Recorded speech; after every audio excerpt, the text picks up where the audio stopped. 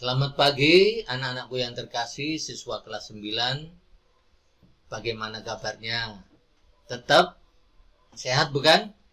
Jaga kesehatan, patuhi protokol kesehatan. Karena masa pandemi membutuhkan kedisiplinan. Sekarang anak-anak kita masuk pada pelajaran 7, yaitu hak dan kewajiban sebagai anggota gereja. Mari kita awali kegiatan ini dengan berdoa terlebih dahulu. Dalam nama Bapa dan Putra dan Roh Kudus, amin. Puji dan syukur kehadirat-Mu kami panjatkan ya Tuhan, karena Engkau begitu mencintai kami. Engkau panggil menjadi anak-anak-Mu dengan menerima sakramen baptis. Kami Kau ajak bergabung dalam anggota gereja. Ya Tuhan, bimbinglah dengan terang Roh Kudus-Mu agar kami mengetahui hak dan kewajiban kami sebagai anggota gereja. Terima kasih untuk para imam yang telah melayani di tempat kami untuk melayani sakramen Ekaristi dan sakramen-sakramen lainnya yang kami butuhkan sebagai anggota gereja. Akhirnya ya Tuhan, penyertaan-Mu dan bimbingan-Mu oleh Roh Kudus-Mu bagi kami yang sedang belajar jarak jauh ini, sehingga kami mampu menimba pengetahuan yang kami butuhkan untuk pengembangan hidup kami. Kemuliaan kepada Allah Bapa dan Putra dan Roh Kudus, seperti pada permulaan, sekarang, selalu, dan sepanjang segala abad. Amin. Dalam nama Bapa dan Putra dan Roh Kudus. Amin. Anak-anak sekalian, pada KD 3.2 ini, Pak Kus mengajak kalian untuk memahami ajaran gereja dan kitab suci tentang hak dan kewajiban umat beriman Kristiani dan anggota masyarakat. Indikator pencapaian kompetensinya terdiri dari 1. Menjelaskan pengertian gereja. 2. Menjelaskan hak sebagai anggota gereja. 3. Menyebutkan kewajiban sebagai anggota gereja menurut 5 perintah gereja. 4. Menjelaskan kewajiban anggota gereja menurut hukum gereja. 5. Belajar dari Injil Markus bab 10 ayat 35 sampai 40. Yang judulnya bukan memerintah melainkan melayani. 6. Menjelaskan makna hidup doa, hidup moral, dan hidup sakramental. 7. Menyebutkan 3 hak anggota gereja menurut kitab hukum kanonik bidang liturgi. Anak-anak, kita masuk sekarang. Hak dan kewajiban sebagai konsekuensi baptis. Nah, Pak Kus sudah dibaptis. Ada di antara kalian juga sama, sudah dibaptis. Apa haknya orang yang sudah dibaptis sekaligus kewajibannya menurut kitab hukum kanonik? Ya, kitab hukum kanonik memuat hak dan kewajiban semua orang beriman Kristiani sebagai anggota gereja. Ya. Hukum gereja itu ada di kitab hukum kanonik. Nah, sekarang kita lihat apa sih artinya hak itu. Karena kita bicara hak nanti dan kewajiban. Hak adalah benar, kepunyaan, milik, kewenangan, kekuasaan untuk berbuat sesuatu yang telah ditentukan oleh undang-undang atau aturan. Nah, aturan ini karena kita sebagai anggota gereja, maka kitab hukum kanonik tertuangnya umat beriman Kristiani di situ letaknya. Maka apa selanjutnya? Tugas gereja adalah memenuhi hak anggota gereja sehingga mereka ikut berperan aktif dalam karya gereja. Atau orang bilang karya pelayanan gereja. Nah, sekarang berikutnya pengertian kewajiban. Ada hak, ada kewajiban, ya. Apa itu kewajiban? Kewajiban adalah sesuatu yang harus dilaksanakan dengan penuh rasa tanggung jawab. Nah, hak anggota gereja dan kewajiban sebagai anggota gereja juga harus seimbang. Tidak boleh kita sebagai anggota gereja mengutamakan haknya tanpa memikirkan kewajibannya. Hak dan kewajiban orang yang menjadi anggota gereja. 1. Menjadi anggota tubuh Kristus. Ya, ini artinya menjadi anggota gereja. 2. Menjadi umat Allah. 3. Ikut ambil bagian dalam tugas Yesus, ya, sebagai nabi, raja, dan imam. Ya, tujuannya adalah apa? Kita dipanggil untuk menyelamatkan.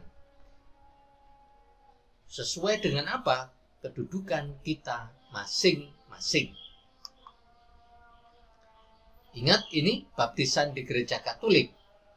Ya, seorang ibu, bapak mengantar anak-anaknya walaupun masih bayi. Kewajiban orang tua terhadap pendidikan iman anak yaitu dengan menerimakan sakramen baptis bagi anaknya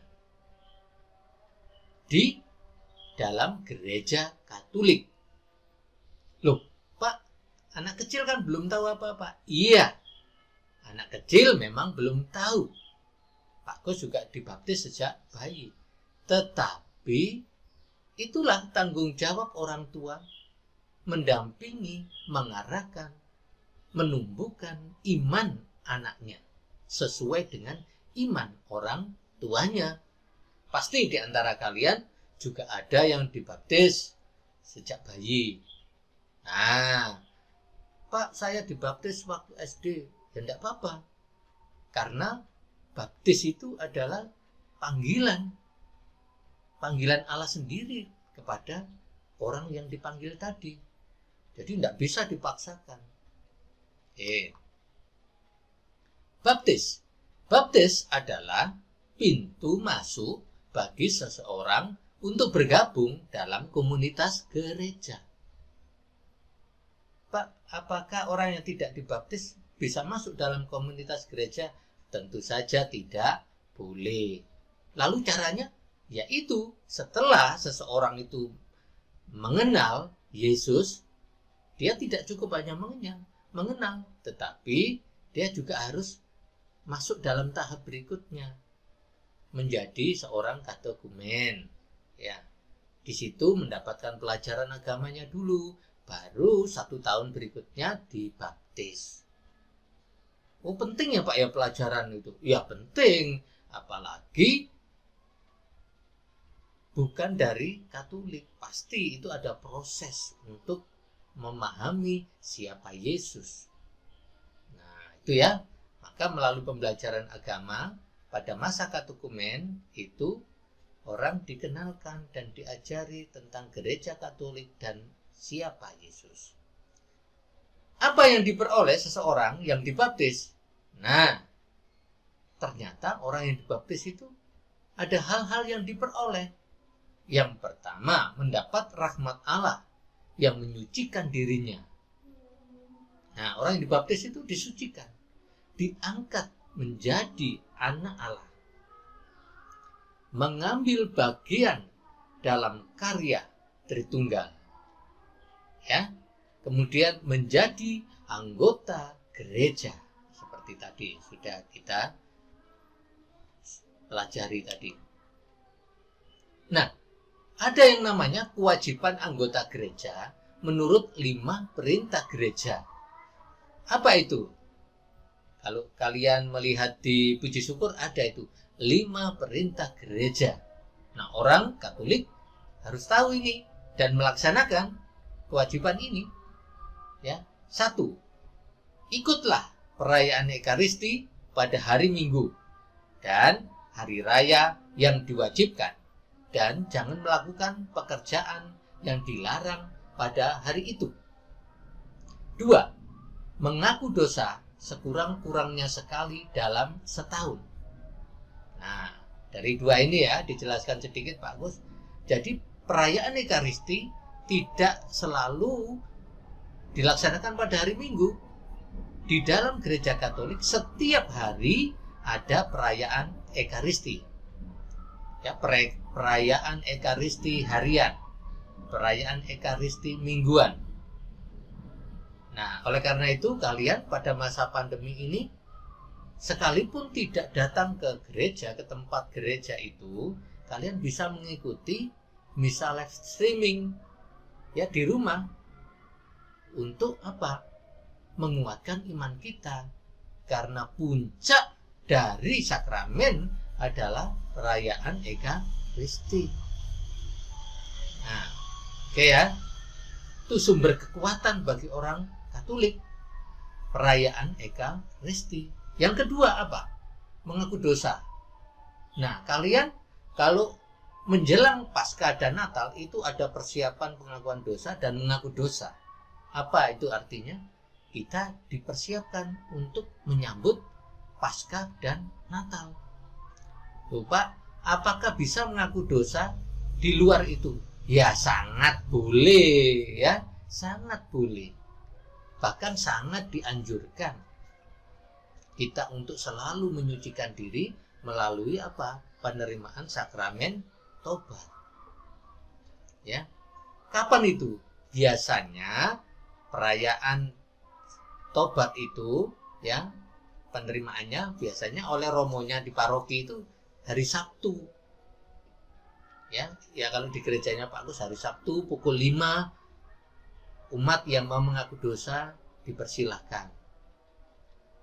Kalau di paroki lain mungkin bisa berbeda, tetapi intinya gereja selalu terbuka untuk memberikan sakramen tobat. Yang ketiga, sambutlah kebutuhan pada masa Paskah.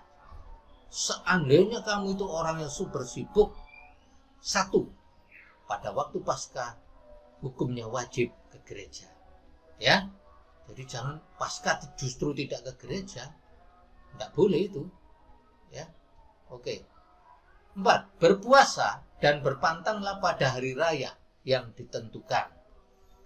Nah, umat Katolik ternyata juga ada masa puasa di mana kita mau menghayati ya akan kedosaan kita, akan membangun relasi kembali kepada Allah karena kita telah berdosa.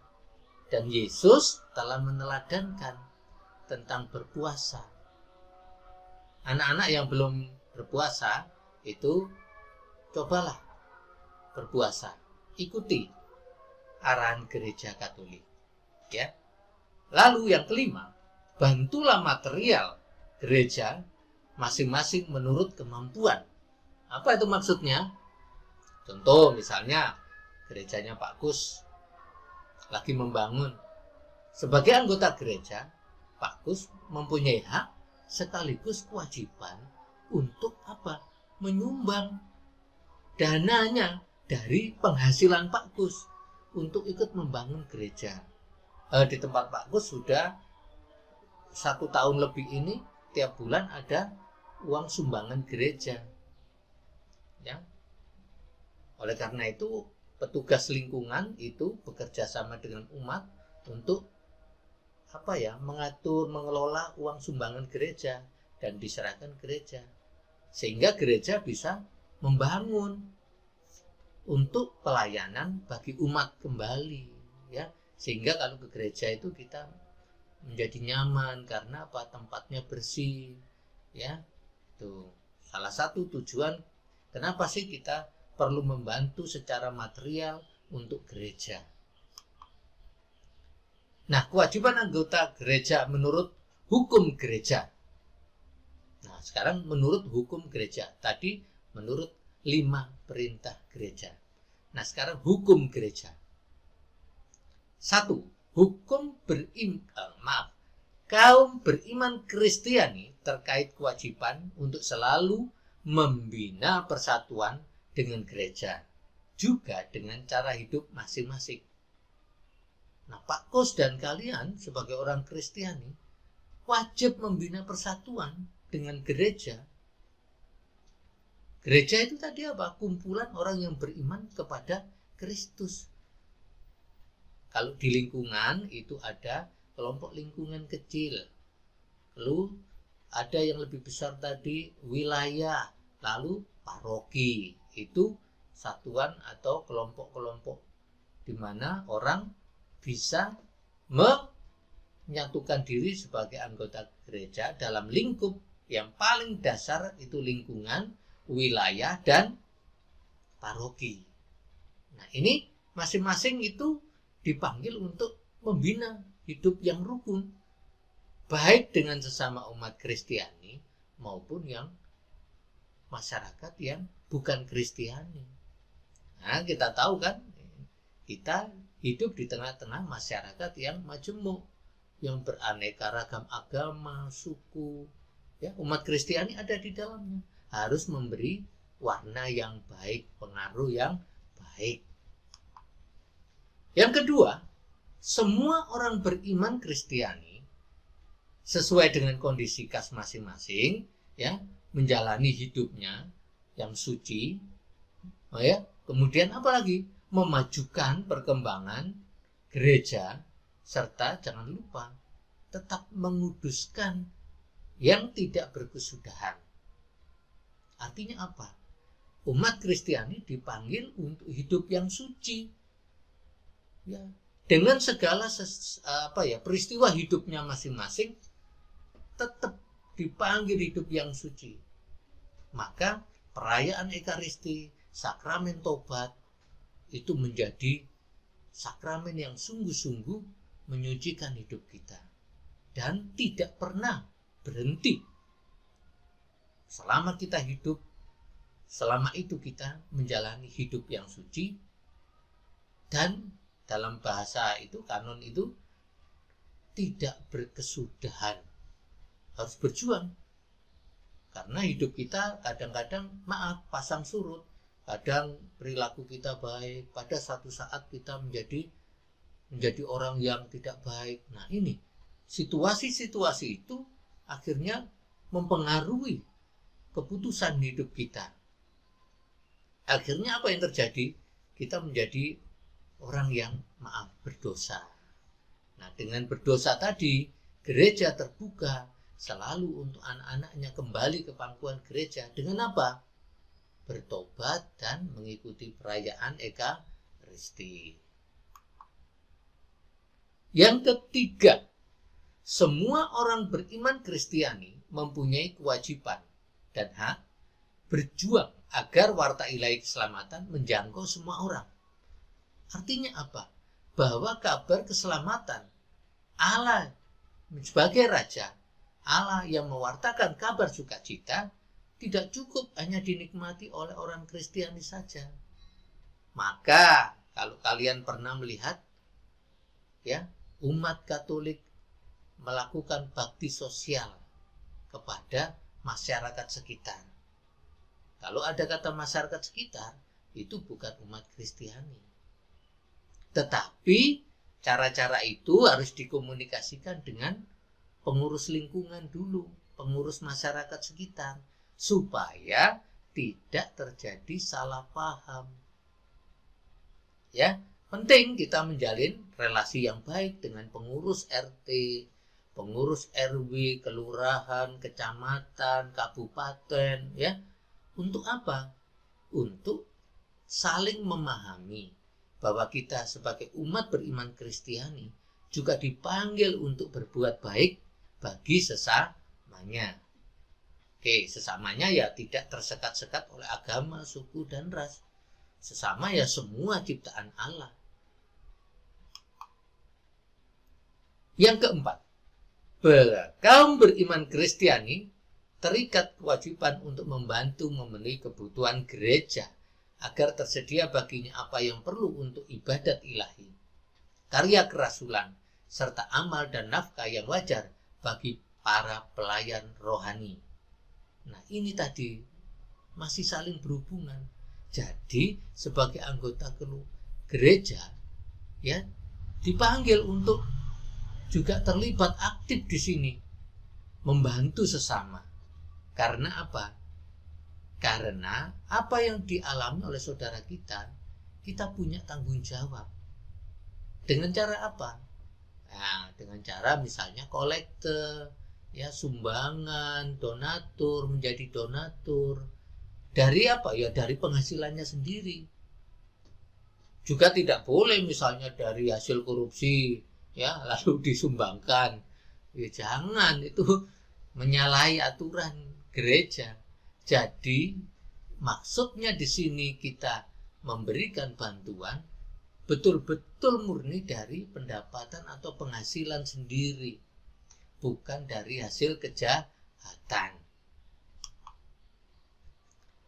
Kaum awam yang seperti semua orang beriman Kristiani berdasarkan permandian dan penguatan terikat kewajiban umum, yaitu untuk dirinya sendiri maupun apa? Kelompoknya, persekutuannya, perserikatan. Sehingga apa? Semua orang mengenal Kristus. Semua orang mengalami keselamatan. Jadi, sekali lagi, siapa yang sudah dibaptis dan menerima sakramen penguatan seharusnya mampu memberikan terang, teladan dari tutur katanya, dari perilakunya. Sehingga kehadirannya itu sungguh-sungguh menjadi tanda kehadiran Allah yang menyelamatkan manusia. Jangan sampai kita dikenal troublemaker. Artinya apa? Wah, ternyata kehadiranku menjadi sumber masalah bagi kelompok-kelompok yang aku datangi. Ya, maka biasanya terjadi penolakan. Karena apa? Kita bukan memberikan kenyamanan, kesejukan, kedamaian.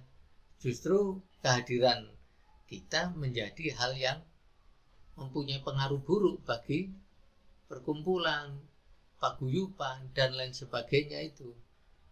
Maka itu tidak sesuai dengan ajaran gereja atau kewajiban sebagai anggota gereja.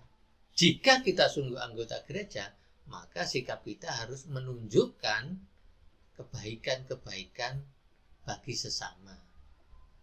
Misalnya kita bisa berperan, ya, dalam Karang Taruna. Nah, kalian kan masih remaja, ya, ikut rekat, berperan sesuai kemampuanmu. Ada yang pintar nyanyi, masuklah dalam paduan suara. Ya, kalau kamu mau melayani sebagai mesdinar, terbuka kesempatan. Ada loh, ya, anak-anak seusiamu yang hanya diam di rumah saja, tidak mau bergabung melayani. Sehingga kalau Pak Gus menawarkan, ayo ikut kur, suaramu kan bagus, kadang ya ditolak. Tetapi Pak Gus juga bersyukur kalau ada kegiatan lalu kalau ditawari ikut terlibat, Pak Gus senang. Sebenarnya kamu sudah menjalankan kewajibanmu sendiri sebagai anggota gereja. Sebagai anggota gereja, kita memiliki kewajiban, ya, tidak hanya meningkatkan kualitas kehidupan pribadi, hidup doa, hidup moral, hidup sakramental secara pribadi, tetapi kita juga didorong untuk menjadi tanda keselamatan bagi sesama kita. Jadi, iman itu tumbuh memang dari pribadi, tetapi meluap ke sesama. Artinya, pertumbuhan iman itu dari dalam dan keluar, menghasilkan buah keselamatan bagi sesama. Contoh misalnya, berulang kali Pak Gus menjadikan contoh ini. Kalian adalah murid yang pandai. Ada juga murid yang pandai tetapi untuk dirinya sendiri.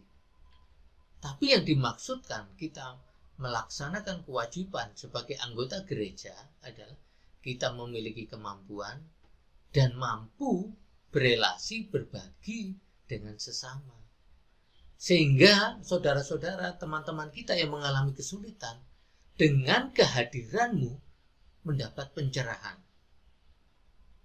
Dari yang biasanya remedi, dengan kehadiranmu menjadi tidak remedi, menjadi percaya diri, ya, menjadi baik perilakunya. Karena kita memiliki pengaruh yang baik bagi teman-teman kita di sekitar kita. Nah, apa itu hidup doa? Hidup doa adalah doa yang dihayati sebagai ungkapan hati yang jujur di hadapan Allah. Ini berdoa. Jadi kalau kita berdoa harus jujur di hadapan Allah. Ya, baik suka dan duka disyukuri. Inilah doa. Kenapa dikatakan baik suka dan duka? Dalam setiap peristiwa hidup ini tidak selalu kita baik, mengalami nasib baik katanya. Ada suka, ada duka. Ya itu kita syukuri. Ya, oke. Yang kedua, hidup moral. Apa itu? Hidup manusia yang berusaha mengarahkan hidupnya kepada apa? Kepada kehendak Allah. Dengan mengikuti apa? Aturan-aturan atau cara-cara yang ditunjukkan oleh Allah. Sehingga kita terjauh atau terbebas dari kejahatan atau dosa. Itu hidup moral. Ya. Yang ketiga, hidup sakramental. Apa itu hidup sakramental? Hidup yang ditandai dengan penghayatan perayaan sakramen sebagai tanda kasih Allah yang menyelamatkan manusia. Nah, oleh karena itu, kalau kita sudah mengikuti sakramen perayaan Ekaristi, sakramen tobat, hidup kita disucikan, dan akhirnya kita juga bisa menyelamatkan orang lain. Karena kita sudah berubah. Kita menjadi manusia baru. Dan akhirnya bertindak dengan cara-cara hidup sebagai anak-anak Allah. Nah, anak-anak, daya sakramen tidak tergantung dari kesucian pribadi pelayannya. Ya. Namun, buah dari sakramen itu, apa maksud? Tergantung dari disposisi yang menerimanya. Jadi, kalau kita menerima pelayanan sakramen, itu juga usahamu apa? Usaha saya apa? Sehingga kita tetap menghasilkan buah yang berlimpah, menghadirkan kerajaan Allah melalui sikap dan perilaku kita, kegiatan yang kita lakukan di tengah masyarakat. Setiap kebaikan kita, ya, mendapatkan berkat dari Allah. Dengan demikian, orang yang kita layani, orang yang kita sapa, orang yang bergaul dengan kita, sungguh merasakan kebaikan. Lalu, apa? Mereka memuji Allah. Ada ungkapan, biarlah nama Tuhan semakin dimuliakan. Dari apa? Dari apa yang saya lakukan, dari apa yang kalian lakukan, membantu sesama. Biarlah nama Tuhan semakin dimuliakan. Dan sesama diabdi. Ini menunjukkan apa? Sikap saling tolong-menolong, saling membantu. Sehingga semuanya merasakan apa? Kebaikan, manfaat. Nah, anak-anak, hak anggota gereja, kita sebagai anggota gereja, ada 3. Bidang liturgi. Apa yang kita dapatkan dari hak kita? Mendapat pelayanan rohani, sakramen, dan mengadakan ibadat sesuai ritus yang ditetapkan. Ya, misalnya ada anggota keluarga yang sakit, ya, langsung saja kamu berkomunikasi dengan pengurus lingkungan atau langsung kepada imam, minta mendapatkan pelayanan perminyakan suci. Jika ada anggota keluargamu yang sakit, segera, jangan terlambat. Supaya yang sakit tadi mendapatkan bekal untuk perjalanan hidupnya. Pak, kalau sakramen perminyakan suci boleh lebih dari 1 kali? Boleh. Lupa habis menerima sakramen perminyakan, jangan-jangan nanti meninggal. Enggak juga. Tuhan Maha Kuasa. Ya, jadi yang paling penting kita sebagai anggota keluarga, anggota gereja, ya toh, harus peka terhadap kebutuhan pelayanan liturgi ini. Nah, yang kedua, bidang pewartaan.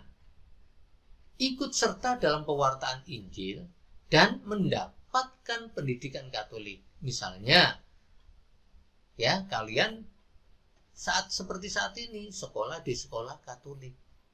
Kalian sudah mendapatkan hakmu sebagai anggota gereja. Ya, itu.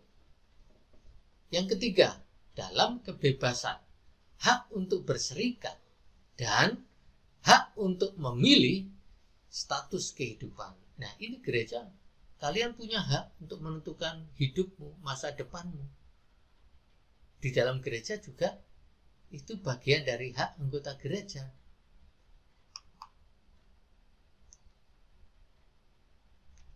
Kita lanjutkan. Ya, hidup kalau diterangi dengan terang Injil. Nah, ini maksudnya ya kalian harus rajin membaca kitab suci. Disitulah Yesus bersabda yang menjadikan sumber hidup kita. Ya kan? Jadi kalau kita hidup berdasarkan sabda Allah, hidup kita pasti seperti yang dijanjikan Allah sendiri, damai dan penuh sukacita. Kewajiban anggota gereja, apa itu? Meningkatkan hidup doa, hidup moral, dan hidup sakramental. Ya, tadi sudah disinggung. Tidak cukup hanya itu secara pribadi, tetapi juga terlibat secara aktif dalam karya pelayanan gereja. Aku tadi sudah memberikan contoh ya. Ya, apapun yang kamu lakukan dengan kemampuanmu, potensimu, itu bermanfaat bagi teman-temanmu di sekitarmu. Mari kita baca Injil ya dengan kisah berikut ini. Lalu Yakobus dan Yohanes, anak-anak Zebedius, mendekati Yesus dan berkata kepadanya, "Guru, kami harap supaya engkau kiranya mengabulkan suatu permintaan kami." Jawab Yesus kepada mereka, "Apa yang kamu kehendaki aku perbuat bagimu?" Lalu kata mereka, "Perkenankanlah kami duduk dalam kemuliaan-Mu kelak, yang seorang lagi di sebelah kananmu dan yang seorang lagi di sebelah kirimu."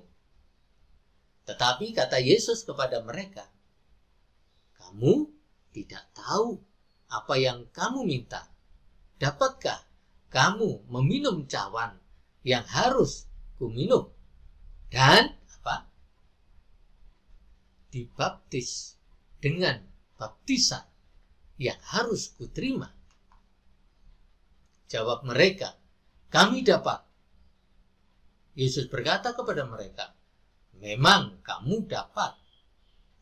Memang kamu akan meminum cawan yang harus kuminum dan akan dibaptis dengan baptisan yang harus kuterima. Tetapi hal duduk di sebelah kananku, atau di sebelah kiriku, aku tidak berhak memberikannya. Itu akan diberikan kepada orang-orang bagi siapa itu telah disediakan." Nah, ya.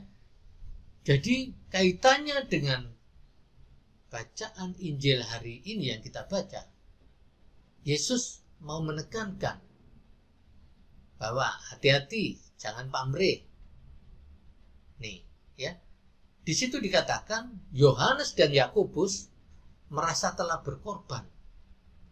Korban segala miliknya selama mengikuti Yesus. Ya. Lalu dia merasa pantas menuntut haknya agar dapat mendampingi Yesus ketika Yesus memperoleh kemuliaan. Tapi jawab Yesus, "Aku tidak berhak memberikannya." Karena apa? Maksudnya Yesus, Bapakku yang akan memberikan. Segala kebaikan dan usahamu ya akan diperhitungkan. Kalau mau melayani, ingat, jangan pernah berpikir pamrih. Apa itu pamrih? Aku akan memperoleh apa? Nah, ya, kita harus melatih melayani. Apa itu artinya? tidak pernah menghitung-hitung aku dapat apa. Karena Yesus sendiri yang mengajarkan. Karena tanpa kamu minta pun anak-anak, Tuhan tahu akan memberikan lebih dari yang kamu butuhkan. Lebih dari yang kamu pikirkan. Ini, misalnya kalian membantu bapak ibu gurumu, lalu kamu digojlok ya, dipoyoki, atau temanmu yang mengolok-olok, wow, caper, tambah nilai. Ya, kadang-kadang kan ada ya, kalau temanmu berbuat baik lalu yang lain curiga, cari perhatian supaya dapat tambah nilai. Abaikan itu. Kalau hatimu tulus membantu, kamu tidak perlu mundur. Wah, sok suci. Ya, kalau kita berbuat baik, mengawali kegiatan selalu dengan doa, kadang-kadang teman kita yang tidak senang ya mengolok-olok, wah sok suci gitu. Kalau kita berbaik, kata-kata baik juga diolok-olok. Itulah teman-teman kita. Tapi kita harus mempunyai keyakinan bahwa apa yang aku lakukan ini benar. Nah, anak-anak, carilah dulu kerajaan Allah dan kebenarannya, maka semuanya itu akan ditambahkan kepadamu. Maksudnya apa? Di mana kamu bisa mencari kerajaan Allah? Kerajaan Allah itu Allah yang meraja, anak-anak. Jadi, kalau kamu di tengah-tengah temanmu dalam keadaan selisih, salah paham, kamu menjadi pendamai. Carilah dulu kerajaan Allah. Berarti kamu sudah mendamaikan. Itu sudah melakukan pekerjaan-pekerjaan Allah.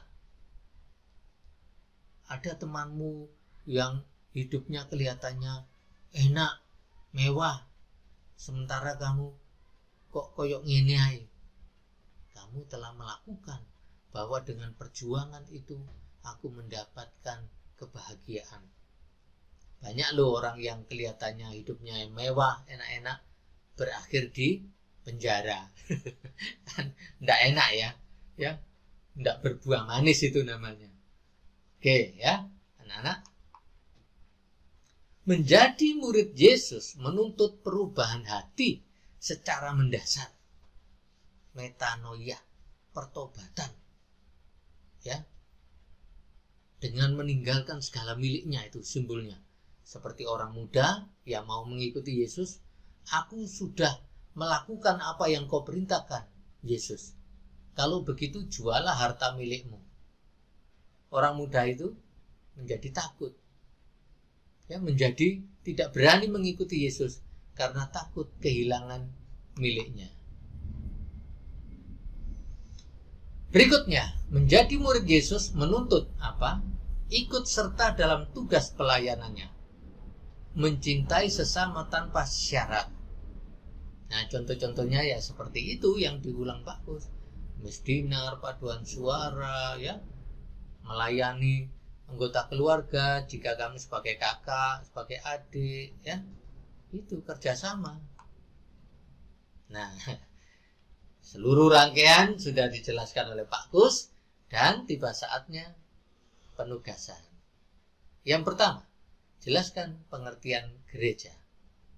Yang kedua, jelaskan hak jelaskan hak sebagai anggota gereja. 3. Sebutkan kewajiban sebagai anggota gereja menurut 5 perintah gereja. 4. Jelaskan kewajiban anggota gereja menurut hukum gereja. 5. Tuliskanlah 3 pesan dari Injil Markus bab 10 ayat 35 sampai 40. Bukan memerintah, melainkan melayani. Jelaskan makna hidup doa, hidup moral, dan hidup sakramental. Apa itu? Yang terakhir, sebutkan 3 hak anggota gereja menurut hukum kanonik, ya, bidang liturgi.